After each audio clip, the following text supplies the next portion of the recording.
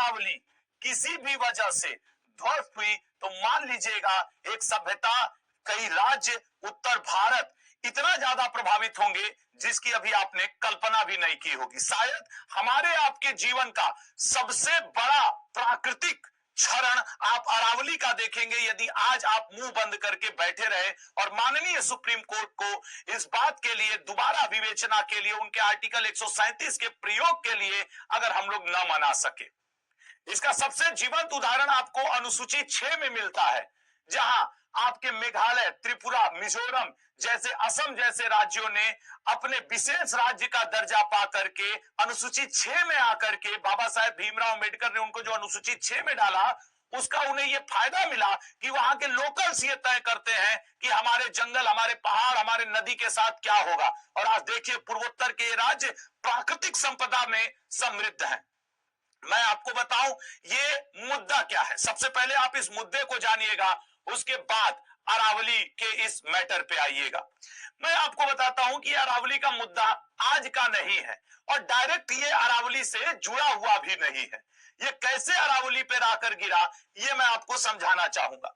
और इसमें मैं आपको थोड़ा सा 1-2 मिनट आपकी जानकारी के लिए बता दूं कि 1995 ईस्वी में तमिलनाडु के एक व्यक्ति जिनका नाम था टी.एन. गोदावरम जी ने, इन्होंने आर्टिकल 32 का प्रयोग करके सुप्रीम कोर्ट में एक मुकदमा दायर किया। किसके लिए? नीलगिरी के जंगलों के संरक्षण के लिए। और तब 1996 ईस्वी में सुप्रीम कोर्ट ने एक फैसला दिया जिसमें उसने मोटे तौर पे बता रहा हूं, ये कहा कि कौन जंगल, 1996 में इस मुकदमे का फैसला आया। उस मुकदमे में सुप्रीम कोर्ट ने कहा कि कौन जंगल भूमि, किस भूमि को हम जंगल घोषित करेंगे, किस भूमि को हम समतल रिहायशी इलाका घोषित करेंगे, ये सरकार के नोटिफिकेशन तय नहीं करेंगे। ये वहां के स्थानीय लोग और समझदार टाइप के जो पर्यावरण के लोग हैं वो तय करेंगे। और ये फैसला सुनाने के बाद ये बात यहां रुकी नहीं, बल्कि ये बात यहां पे शुरू हो गई। जैसे ही सुप्रीम कोर्ट ने ये कहा कि ये लोग तय करेंगे पर्यावरण से संबंधित कि कौन जंगल है कौन नहीं है, बस खेल वहीं से शुरू हुआ। फिर क्या था, फिर समय बीतता चला गया और 31 जनवरी 2024 को एक कमेटी बनी जिसको कि काम सौंपा गया। 31 जनवरी 2024 को काम सौंपा गया जिसमें आपके जियोलॉजिकल सर्वे ऑफ इंडिया भी था, जियोलॉजिकल सर्वे ऑफ इंडिया भी था। और आपके देखें तो FSI, forest survey of India और मंत्रालय, कई मंत्रालय इसमें शामिल थे, खास करके पर्यावरण मंत्रालय, इन सबको काम सौंपा गया। और कमेटी एक फिर आगे चल के 24 के बाद मई 2024 में पहली कमेटी बनी थी 31 जनवरी 2024। कब बनी थी? 31 जनवरी 2024 कि आप जरा काम बताइए, आप बताइए कि कौन पर्यावरण के अंतर्गत किसको हम जंगल मानेंगे, किसको पहाड़ मानेंगे। जीएसआई और इन दोनों ने, अब जरा समझना तभी आवाज उठा पाओगे, जीएसआई और एफसीआई ने, जीएसआई ने कहा कि यार जिनका भी जो भी 3 डिग्री ढलान होगा और 20 मीटर, 3 डिग्री ढलान और 20 मीटर ऊंचा जो भी होगा हम उसे पर्वत मानेंगे। सही था, 20 मीटर से ऊंचा जो भी है पर्वत मानेंगे। वही एफएसआई ने अपनी डिफिनेशन को थोड़ा सा, जीएसआई एफएसआई की रिपोर्ट थी, एफएसआई इस रिपोर्ट को एक और कमेटी बनी थी, टेक्निकल कमेटी, कि ये तो पर्यावरण के हिसाब से अपना बात बताएंगे। टेक्निकल कमेटी ने मई 2024 में, ये जनवरी में आई कि इसको हम पहाड़ मानेंगे।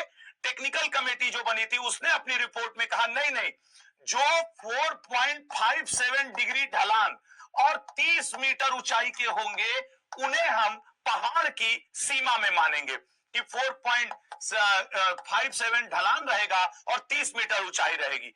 लेकिन आपको जानकर आश्चर्य होगा, जो मल्टी एजेंसी कमेटी थी जिसमें जीएसआई, एफएसआई और 3-4 एजेंसियां थी, करीब 5-6 थी, उन्हीं को कहा गया मल्टी एजेंसी। उस मल्टी एजेंसी कमेटी ने इस डिफिनीशन को मानने से इनकार कर दिया, बोला नहीं, जो 100 मीटर से ऊंची होंगी हम उन्हें ही सिर्फ पहाड़ मानेंगे।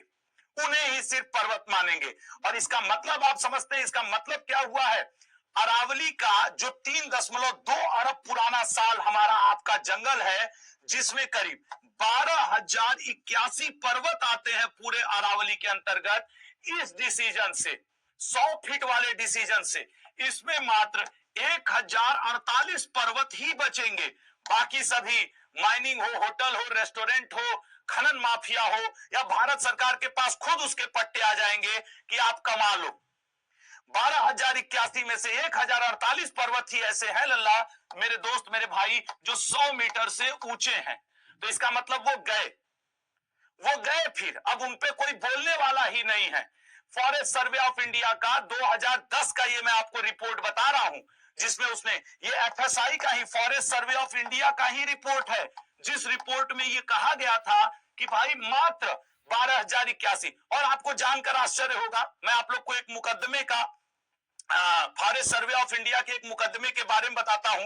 यही सुप्रीम कोर्ट जो आज इस तरीके का निर्णय सुना रही है, उसको याद होना चाहिए कि उसी सुप्रीम कोर्ट के एक जज ने सन 2010 में एक मुकदमे का फैसला सुनाया था, जिसमें उसने कहा था कि राजस्थान में इसी अरावली रेंज में 128 पर्वत थे।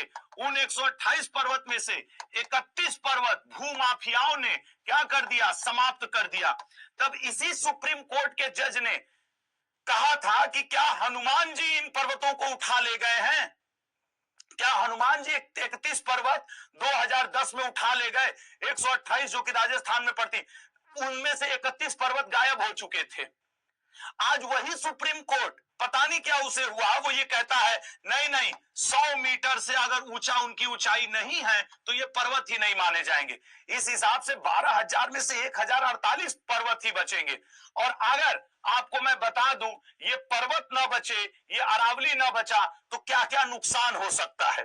अगर हम नुकसान की बात करें तो इसमें ऐसा आपको नुकसान देखने को मिलेगा। 29 जिलों के 4 राज्य इसके संरक्षण से बाहर हो जाएंगे। ये राजस्थान को 2 भाग में बांटता है, पश्चिम में मरुस्थल, पूर्व में उपजाऊ। जैसे ही ये हटेगा, आप समझिए कि लूनी नदी जो ऑलरेडी समाप्त के कगार पे है, बनास नदी, चंबल नदी, जिनका ये स्रोत है, ये धीरे धीरे खत्म हो जाएंगे। तो आज जो आप राजस्थान में उपजाऊ देख रहे हैं, वो भी धीरे से मरुस्थल में बदल जाएंगे। इस पर्वत के खत्म होने से अरावली पर्वत रेंज, जो कि दिल्ली के रायसीना हिल्स तक, राष्ट्रपति भवन तक फैला हुआ राजस्थान से चल के, अगर ये पर्वत खत्म हुआ तो सबसे बड़ी जो प्रॉब्लम आएगी, दिल्ली में ये धूल बैरियर का काम करते हैं। और सिर्फ दिल्ली नहीं, यूपी बिहार तक धूल बहुत कई हजार किलोमीटर तक कैरी करते हैं। मत सोचिएगा 100-200 किलोमीटर तक उनके माइक्रो पार्टिकल्स कैरी करते हैं। तो वो क्या होगा कि फिर दिल्ली धीरे धीरे धूल का मैदान बनेगा।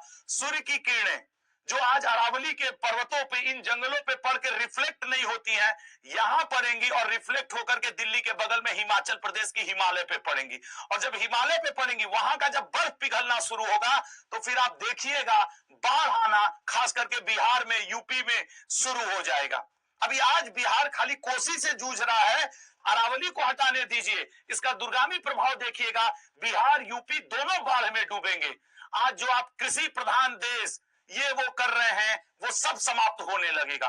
यही नहीं, अगर मैं आपको अरावली के बारे में और बताऊं, तो यूपी बिहार में जो आपके पश्चिम भारत के हीट वेव हैं, अगर अरावली खत्म हुआ, अरावली एक बैरियर का काम करती है, उत्तर भारत में आने से पश्चिम भारत के हीट वेव को वो रोकती है, वो भी खत्म हो जाएगा। 15 से ज्यादा वन्य जीव अभयारण्य हैं इस अरावली में, वो भी खत्म हो जाएंगे। 10 से ज्यादा इको सेंसिटिव जोन है अरावली में, वो भी खत्म होंगे। 25 से ज्यादा जानवरों के प्रकार हैं, वो वन्य जीव भी खत्म होंगे। और यही नहीं, पता नहीं कैसे हमारे देश के केंद्रीय पर्यावरण मंत्री भूपेंद्र यादव जी, वो भी इसी अरावली क्षेत्र से हैं, वो अलवर से सांसद हैं। और अगर भूपेंद्र यादव जी की बात की जाए, भूपेंद्र यादव जी, माननीय मंत्री जी शायद हम लोग के रिक्वेस्ट को सुनेंगे और बात करेंगे। भूपेंद्र यादव जी जो हमारे पर्यावरण मंत्री हैं, वो इसी अरावली क्षेत्र में उनका घर पड़ता है, और इसी अरावली क्षेत्र में रहने वाले अलवर से वो वर्तमान में सांसद हैं। न जाने क्यों भूपेंद्र यादव जी शांत हैं। उम्मीद करते हैं कि ये उठेंगे, जागेंगे और हम लोग की आवाज के साथ आवाज मिलाएंगे। सबको छोड़िए, देश की जो सर्वश्रेष्ठ पद है जिसको आपको क्या कहा जाता है, रायसीना हिल्स, इसी अरावली रेंज के ऊपर यहीं पे आपके दिल्ली पड़ता है और दिल्ली के आखिरी छोर पे रायसीना हिल्स पे राष्ट्रपति महोदया का राष्ट्रपति भवन है। अगर वहां पे उसको मैप में देखा जाए 100 मीटर से ऊपर नहीं है तो क्या आप राष्ट्रपति भवन के ऊपर कार्रवाई करेंगे? भाई 100 मीटर अरावली नहीं है, अरावली नहीं है तो हमको खनन का अधिकार दे, तो हम नीचे से खनेंगे, अब गिर जाए तो गिर जाए बिल्डिंग जो उनके ऊपर जहां जहां तक राजस्थान में पड़ रही है। तो क्या राष्ट्रपति भवन पे भी बात आएगी? पॉइंट है कि नहीं? 100 मीटर से कम का है तो भैया हम इसको भू माफिया फिर ले ले, कोई भी ले ले। इससे बेहतर है लल्ला, मेरे भाई, मेरे दोस्त, मेरे बहन, मेरे भारतवासियों, आवाज उठाना। सेव अरावली आपका एक छोटा सा कदम, मैं मानता हूं हम लोग वीडियो, लेकिन सोशल मीडिया के माध्यम से ही आप आवाज उठा सकते हैं। आप यूपी, बिहार, कर्नाटक, छत्तीसगढ़ कहीं भी बैठे हो, अरुणाचल प्रदेश, जम्मू कश्मीर, इस वीडियो को लोगों तक पहुंचाइए, आवाज उठाने के लिए कहिए। मैं भी हाथ जोड़ता हूं, आप भी कमेंट बॉक्स में हाथ जोड़ के प्रार्थना करिए लोगों से कि प्लीज सेव अरावली। ये आपके कमेंट बॉक्स